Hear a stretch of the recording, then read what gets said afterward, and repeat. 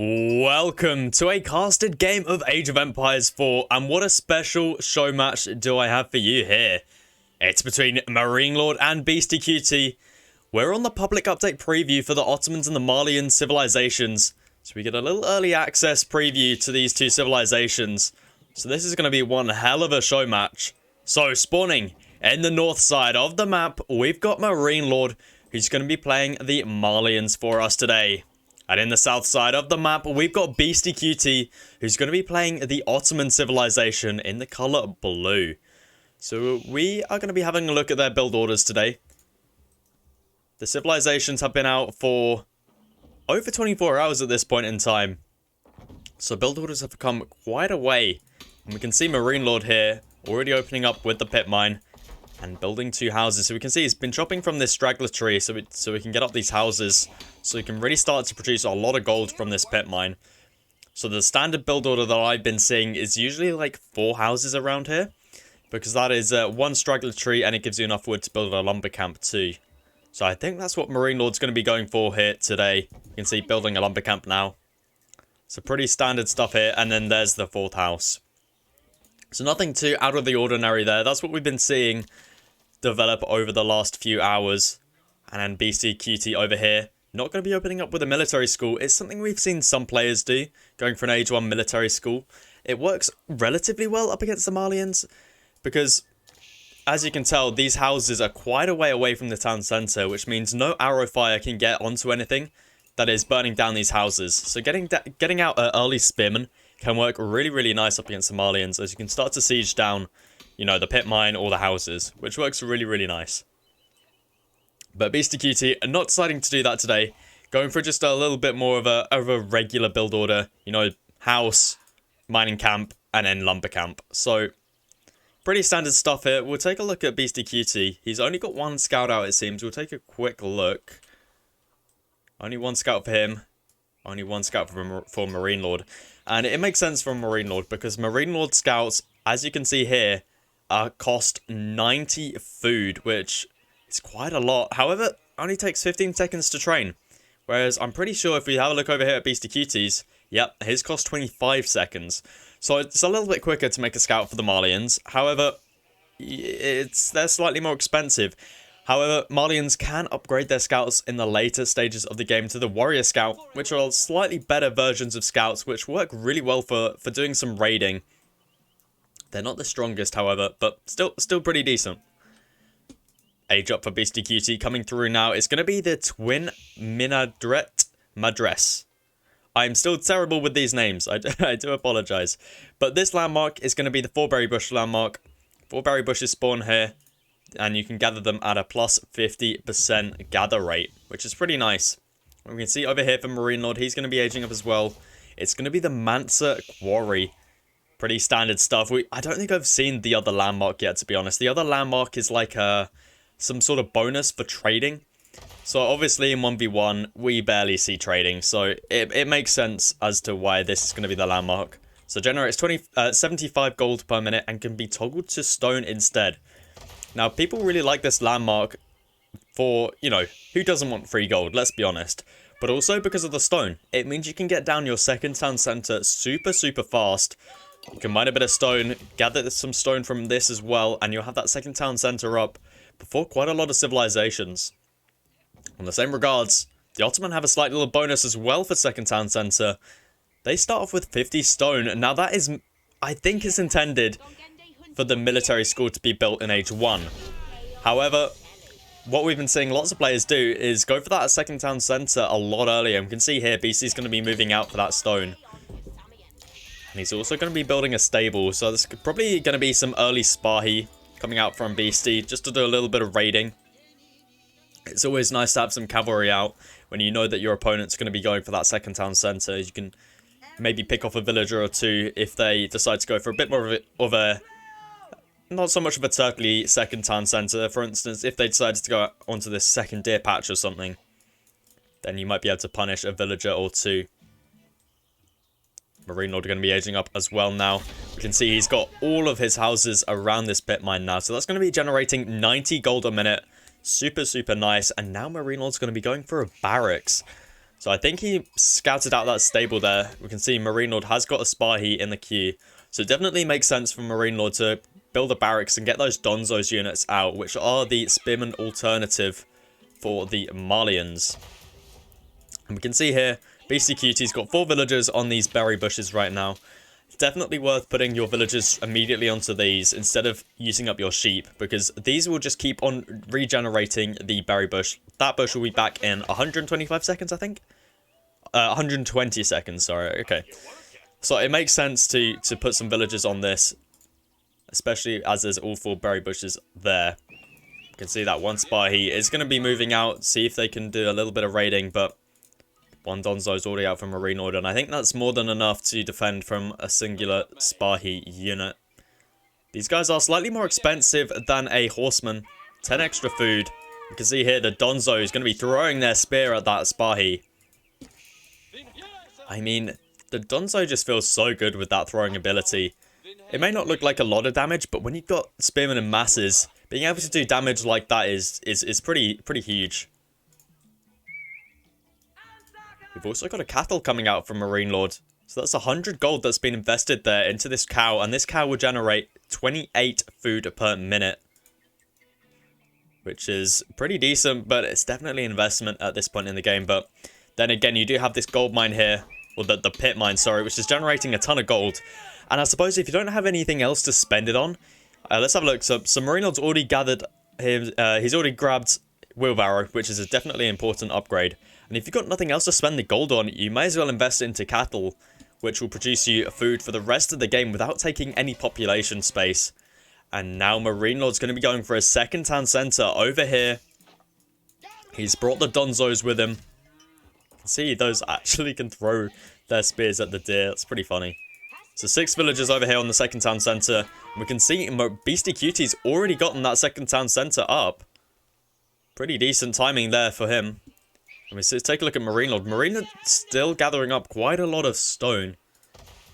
He's still got the Mansa Quarry on stone. And he's got a lot of villagers on wood. So this might even be a third town centre. Because I'll be very surprised if he's accidentally left that on stone when it could be on gold. But we'll have to see. Beastie now investing into the outpost. Now this is such an important thing to do versus the Malians with any civilization.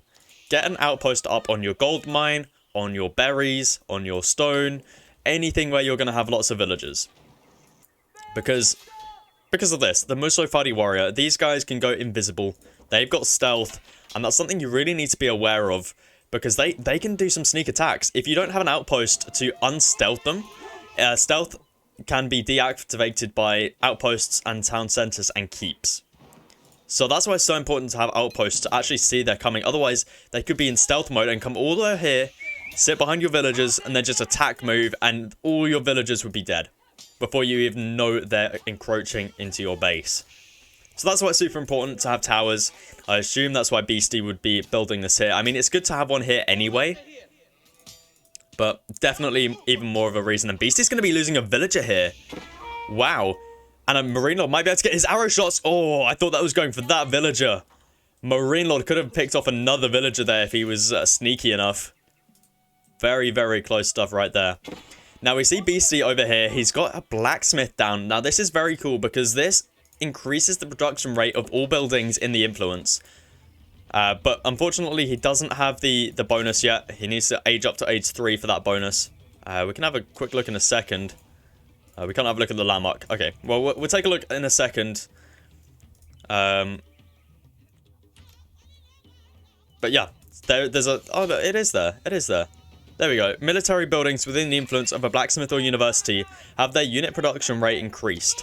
So there we go. These buildings here, because they're around the blacksmith, they train a lot faster, which is definitely a neat little upgrade there. Especially when you got military schools out producing archers for free. We can see they don't actually take too long. 50 seconds for an archer is definitely a decent amount of time. And MarineLord's second or third town centre, sorry, is going to be going down on this other deer patch. So really looking to make use of all of the food that he's got access to right now. It seems like BeastyQT is going to be going for the castle age. MarineLord over here is still booming away. Going to be on 3 town centres and he's got cattle. And he's looking to expand out onto these gold veins with his pit mines. We can see here an archer is out for BeastyQT, so he might be able to try and deny this villager over here. Seems like it's going to be retreating. We'll take a look back over at Beastie's base. He's going to be aging up with the Mohammed's Imperial Armory. Okay, so this landmark produces siege for free. You can produce mangonels, springles, great bombards, trebuchets. Of course, it's all age respective. You can't build a great bombard in age 3. Archer for Beastie is going to be going down there as well. You can see there. And it is also affected by the blacksmith. So that's why he's building this here in a really nice spot. So he's going to be able to produce that mangonel super fast. So we'll take a look to see how long it takes for the mangonel to come out, as it does automatically start to queue up a mangonel for you as soon as this is built. Take a quick look in a second. There we go. So we can see there, only 2 minutes 12 seconds for this mangonel. That's a short amount of time if you think about it. For a free mangonel, that's pretty crazy stuff. Anyway, we'll take a look at the Vizier system for BeastyQT. We haven't talked about this much. So he's decided to go for the 8 sheep and 10% mining speed for villagers first. And then he's gone into military campus, which means he can build another military school. So he can have a maximum of up to 4 at the moment, as he is in age 3. You can build 1 per age, and then obviously, if you've got this card in as well, you can build another one. So he's going to have up to 4 of these, and they're all around the blacksmith. So I think this one is in influence, because the blacksmith radius is pretty big. But we'll have to see. We see here the Donzos taking out the scout for Beastie. See another Spahi moving up north as well. Yeah, so it does have the influence here. So he's going to be producing archers from all of these here right now. And the 4th military school also coming down now as well. He's definitely going to need to get some more units out, because this is quite a mass coming from MarineLord. MarineLord's got the economic advantage right now as well. The only thing Beastie's got for him at the moment is this landmark and the fact that he's in age 3. Needs to be careful here though. That might be 3 villagers going down if he's not careful. He doesn't have a good amount of mass. He does have a knight out, however. But MarineLord already has out a load of Donzos. Look at that, 10 Donzo spearmen right here. And that's going to be 3 villagers dead for BeastyQT. He definitely doesn't want to be losing villagers in this position, as he is only on 2 town centers compared to the 3 for MarineLord. And MarineLord is still booming away with these cattle and pit mines. I mean, the trickles for the Malians pretty crazy. And you definitely don't want them having the villager advantage when they've got those trickles coming in as well. Mangonel's going to arrive ever so shortly. 18 seconds away. We've also got an archery range and a stable being produced here for BeastyQT. Definitely wanting to get out the archer and knight composition here. Definitely be nice up against this composition. And here comes the mangonel. The mangonel should be able to repel this away. And MarineLord is going to have to rethink his plans here. Because he's definitely going to need either some sofas, which are the horseman / knight equivalent for the Malians. Or he's going to need to try and age to age 3, which probably would be the more reasonable option. And try and get out a couple springles. And we can see he's actually aging up now. Where's that landmark? There it is. There it is. It's going to be the Grand Falani Coral. Interesting. We haven't seen this landmark often. But basically, all the cattle within this influence produce an extra 20 food a minute. So we can see here, it's 28 food a minute already per cattle. Now it's going to be 48 food a minute, which is absolutely huge. So definitely a good landmark here if you're looking to go for a bit of a cattle boom. However, the other landmark is also extremely good. However, this landmark is definitely better for the later game. So maybe MarineLord looking to play it out quite late here. Which, I mean, MarineLord does like to do, so it makes sense. And BeastyQT is going to be moving into the base, looking to do a little bit of raiding here. Going to be going up against some Donzos. Definitely not very effective here, but in numbers like this, Beastie can very easily take the trade. However, more villagers are going to be going down in the base for Beastie. He does not want to do that. He needs to just keep this mangonel at the front line here. Just to ensure that those kind of raids can't happen. I mean, look at that. 3 dead villagers right there and a load injured. This one's just barely survived on 2 HP. That's definitely not what you want when you have a mangonel in your hands. And it seems like Beastie's just massing up archers and mangonels right now and then raiding with all these knights. Doing a really effective job right now. MarineLord manages to spot the knights are on the way. Manages to save a couple villagers right there. And look at all the gold coming in from MarineLord. He's really pumping out gold right now. I think that may be for the cattle. I mean, if you've gone up with this landmark, you really want to maximize the amount of cattle that you've got over here. Knights managed to catch a villager over here, creating an outpost. And more raids going on over here. Couple villagers are going to be going down here for MarineLord. Knights doing a really good job here. That's going to be quite a few dead villagers for MarineLord. However, MarineLord, he's alright with that. He's quite a bit ahead in economy. We can have a look here. Beastie's on 68 compared to the 85 for MarineLord. MarineLord really pulling ahead in villager count right now. And also booming away with these cattle.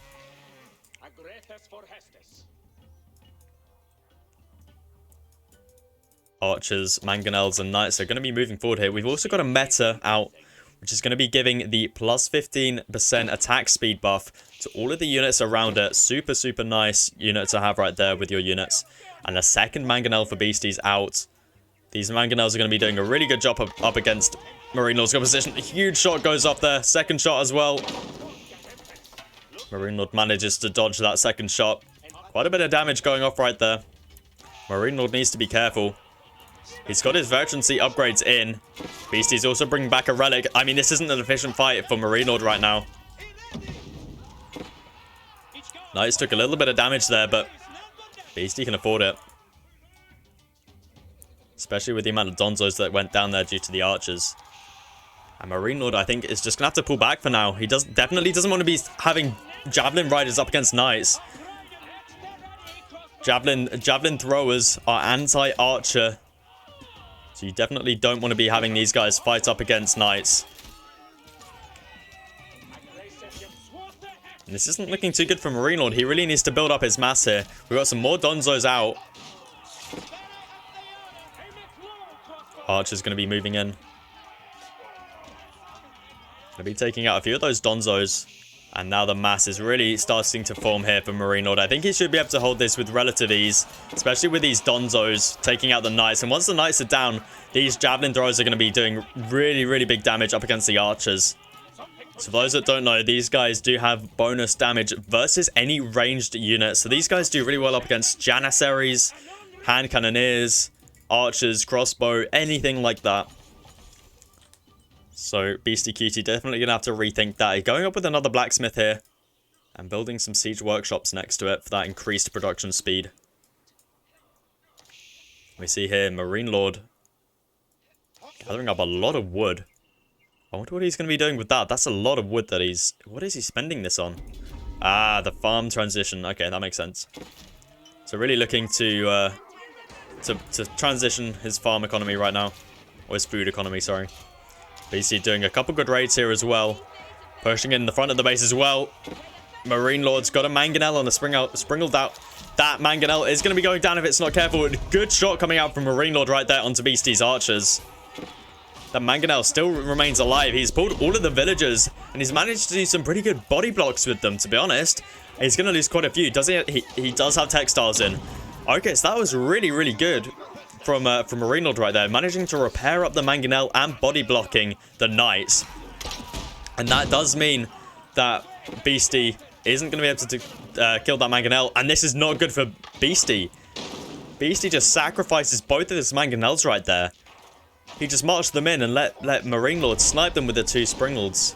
Wow, that seems like a bit of a throw from Beastie. We'll take a quick look at villager counts, and I mean, MarineLord's still 5 villagers ahead. He may have lost quite a few there, but definitely worth it. He's still got the villager advantage, and we see behind this, MarineLord's just cattle booming as well.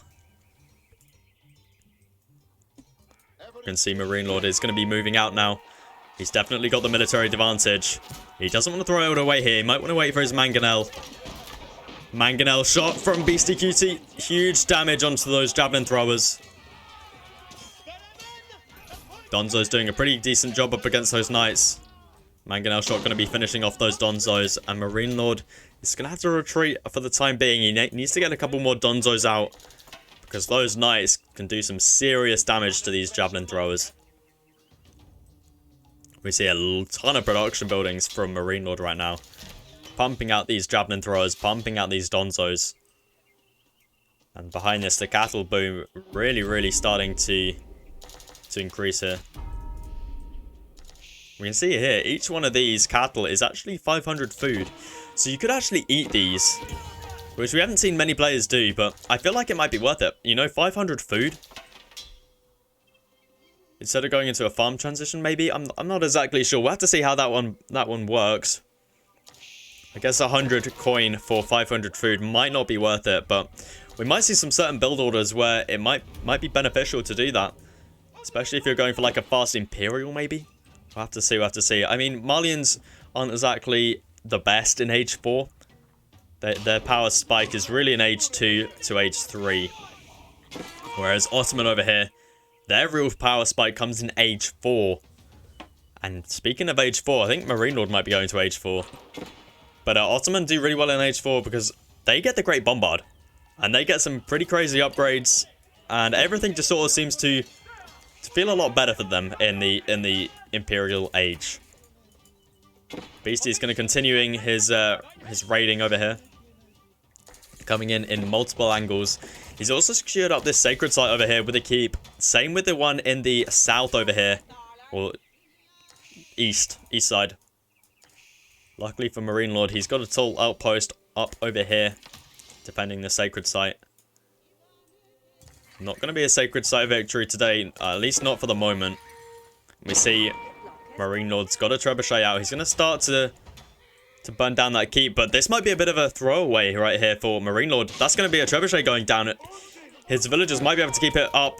That's... Oh. MarineLord throwing away trebuchets right now. That's quite a hefty investment. I mean, 500 wood, 250 gold right there. If I had to have one shot on the keep is definitely not what you want to see. Knights are going to be going down for BeastyQT, however. And the walls are being finished for MarineLord. How cool do these walls look? That is some cool architecture. Look at the little spikes. They look dangerous. We'll take a look back over at BeastyQT. We'll take a look at his Vizier system. So he's got quite a few at the moment. So he's grabbed the faster training, increased production for military schools by 25%. He's also got advanced academy, outfits military schools with the ability to produce knights and janissaries. Okay. So got some pretty cool Vizier cards in. His military schools are definitely going to be able to pump out units super fast. Springles did trade out there, and MarineLord has come ahead. He's managed to save 2 Springles here, which can one-shot those mangonels. And Beastie is going to have to pull back yet again. 1 counterweight trebuchet left for MarineLord. Going to be able to shoot down that keep still. 2 Springles back here for Beastie as well. He's really pumping out that siege at the moment. He definitely needs it up against this of what MarineLord's making. So that's a lot of mangonels and trebuchets.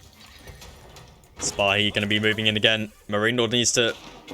There we go. He's reacted just in time. That might be a... Yeah, there we go. Springle going down. I mean, that could have so easily have been saved for MarineLord.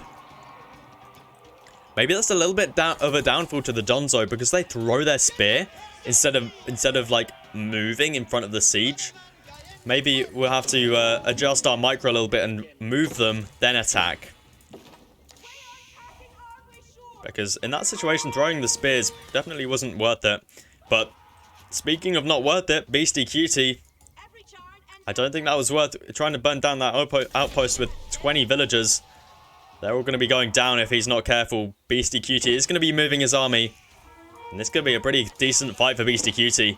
Beastie might be able to just completely wipe this army here if MarineLord's not careful. He's got the cavalry.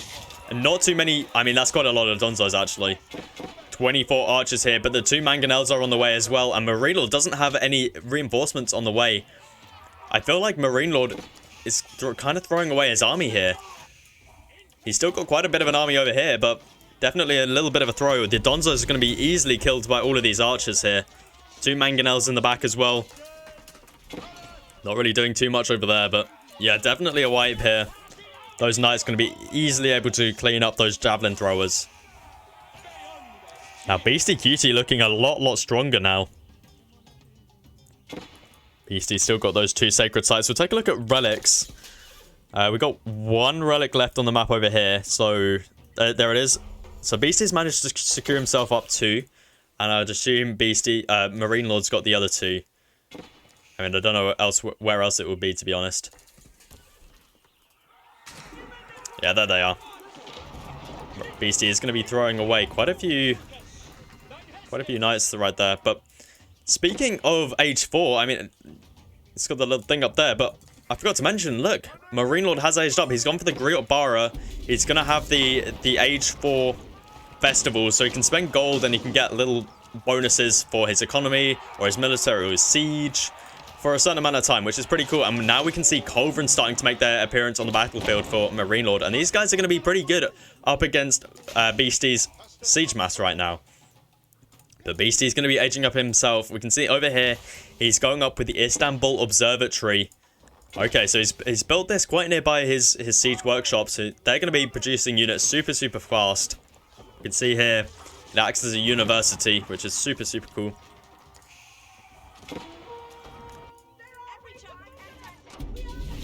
Beasty going to be doing a little bit of raiding here. Luckily for MarineLord, he's got his Springald emplacement up on this atoll outpost. So those knights are not going to be doing too much at all. And MarineLord continues to just slowly burn down this keep. I mean, Beasty's probably spent quite a lot on this keep from just repairing it. Oh, sorry, I accidentally went into cinematic mode right there. And now BeastyQT is going to be capturing up the 3rd sacred site. This might be a bit of a sacred site win, maybe. But it seems like it may get denied here. For at least the Imam's going to be going down to the Donzos. But this could be definitely a viable win condition for Beasty. He's reached age 4 now. Now, when the Ottomans hit age 4, we've all got to check, have we got bombards on the way? I see one here. There it is. There it is. We do. 3 minutes 30 seconds away from the first great bombard. It's going to be coming out of the Imperial Armory. Definitely makes sense. And MarineLord, is he throwing away his army again? I don't think this is a big enough mass up against so many archers and knights. And mangonels on the back as well. A little bit of tower fire here as well. MarineLord throwing away his army yet again. I mean, I guess he can afford it. Definitely using up a lot of BeastyQT's resources right here on just repairing up this keep. But we can see there, MarineLord finally reacts, and he's lost so many units right there. The only thing that MarineLord did accomplish out of that is he killed quite a lot of the horseman mass and knight mass from BeastyQT. Gonna be able to do a little bit of raiding here, but apart from that, not really achieving too much. But we can see this sacred site still not captured up. Boiling oil is in this keep. Now, do we see another Imam coming out for Beasty to secure up that 3rd sacred site? No, we don't. And I don't think it's going to be worth it, because look at this. MarineLord is finally going to be able to take down this keep. So much stone was spent on that keep for Beasty. But I guess it's bought him time. Time is what Beasty needs, especially when you're playing the Ottoman. Their late game is probably the best that they've got out of all the ages. So definitely buying time to get there is definitely key in this. And have we got the bombard? 2 minutes away. 2 minutes away. The bombard is just such an awesome unit. I love it when we get to see bombards. And there we go. We got a bombard out already. BeastyQT decided to build one from the siege workshop. There we go.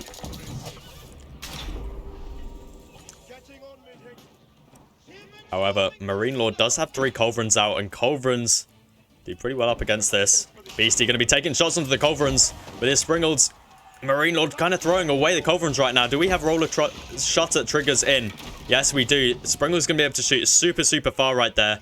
And MarineLord just lost so many Culverin right there. That's just huge amount of resources gone down the drain there. You can see 400 wood, 600 gold. And he lost 3 of those. And that's really good for BeastyQT. I'm surprised he's not pushing forwards now. He's got the Great Bombard, and there's nothing to really stop it. The splash damage that it can get out onto some of these units is absolutely huge. He's got 3 mangonels here as well, which are definitely not to be sniffed at. BeastyQT securing up this other sacred site. Unfortunately, he's lost the central one now, and it looks like MarineLord's going to be finally walling up the rest of his base. And now look at this. MarineLord's starting to push out over here onto this large gold mine. You can see MarineLord's actually starting to run a little bit dry in his base of gold. He's still got the pit mines working for him. He's also got this big one over here. But definitely knocking Beastie off this gold mine could definitely be beneficial to him. You see down here, even more raids going off. Unfortunately, not going to be doing too much as they can just jump inside the towers. But if Beastie doesn't react to it, I guess it does work. Beastie's been completely pushed off this gold right now. Beastie pushing in with the archers onto the Donzos. And MarineLord just everywhere on the map right now. Cleaning up BeastyQT. Definitely denying him off this gold and this gold. Beastie's goldless right now. He's still got the 2 sacred sites and he's got 2 relics in the base, but I'm not sure if that's enough gold to supply him. Especially in this late game when you're wanting to create bombards and very gold heavy units. I don't know if this is good for BeastyQT at all. Fortunately, there's a little hole here. And those knights should be able to pick off a couple of these trebuchets. One trebuchet is going to be going down. The Donzo is going to be able to clean up the knights before they do any more damage. And the Donzos are finally being cleared up over here for Beastie.